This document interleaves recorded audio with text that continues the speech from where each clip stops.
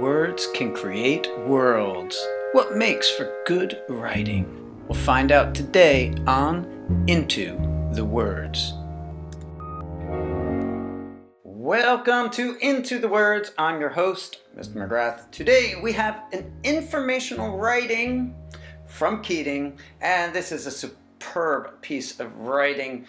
It's about his family, and this is a great topic, by the way, to write about because it's something you know a lot about for an informational writing. Instead of doing a lot of research, you already have it all done. You've been living the research. And he came up with a great title here, Kindness and Respect, A Guide to Family Life. And with the colon there and the subtitle, that's great. And what I want to point out here is, yes, it's very well organized. Clear introduction, 2 paragraphs for the body, and then a clear conclusion, topic sentences. But what I really want to point out here are some of his word choices and also how he develops the topic with concrete details. Okay, so as opposed to saying, oh, my brother and I get along pretty well, he'll give you a concrete detail to really develop the topic. And that's something that makes for a great informational writing. Let's read Keating's superb work here, Kindness and Respect, A Guide to Family Life. In January, my grandmother asked my family and my cousin's family to go to Santa Barbara, California. She invited us to join her on a weekend that was extremely inconvenient for my family, but we still made the trip. We went because California means a lot to my grandma because she grew up there. Even though the time that it took to get there and back was almost equal to the amount of time we were in Santa Barbara, my parents, my brother, and I still had fun traveling. On our way to Santa Barbara, the airline canceled one of our flights, and we had to stay in Dallas, Texas for 24 hours. We slept in a nice hotel, visited 3 of the best museums in Texas, and enjoyed some tasty meals. Even though I only saw my grandma at 2 lunches and 1 dinner, I still had fun seeing my other family members over horseback and on wine tours. My mother, my father, my brother Finn, and I live in the Ardsley Park neighborhood of Savannah, Georgia.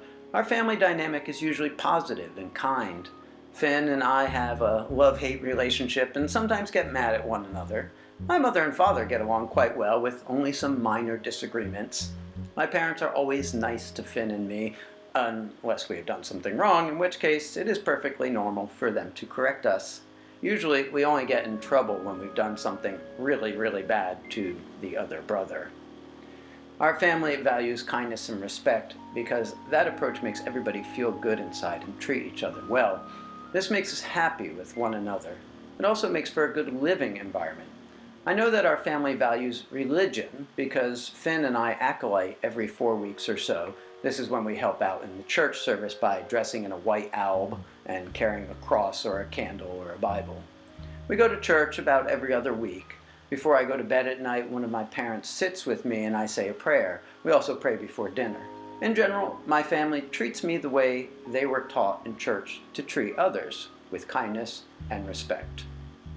Other families could learn from mine that no matter what you go through, your family bond will mend if you treat people with kindness and respect. For example, Finn and I get into fights, and then 20 minutes later, we're back to being best friends. Based upon my experience, families are happiest when everyone is doing the best they can to get along well with the rest of the family and are being as helpful as they can be. Our family does not need to improve. Nobody is perfect, so we do not need to try to be a perfect family. There's no use in my family trying to attain some illusory perfection when we can easily attain happiness without perfection. Ooh, nice point there at the end, huh? And an excellent writing altogether. Let me just point out a couple of things. When he says our family values religion, look then, this is a great example. Look at then what he does is he gives you concrete details, examples. He says, well, we acolyte, we go to church, we're participating, we say prayers at night, we pray before dinner, and we actually take the lessons we've learned in church and apply them to how we treat each other. So you see how he develops the topic. He doesn't just say, well, we're religious, or even we go to a church, but he gives a lot of concrete details there to flesh it out. And even when he's talking about how he gets along with his brother, all the details make it come together. And that's why this is a writing we can all learn from. Thank you, Keating, for giving us a glimpse into your family life. Maybe it can make all of our families a little kinder and more respectful. And I will see you then next time on Into the Words.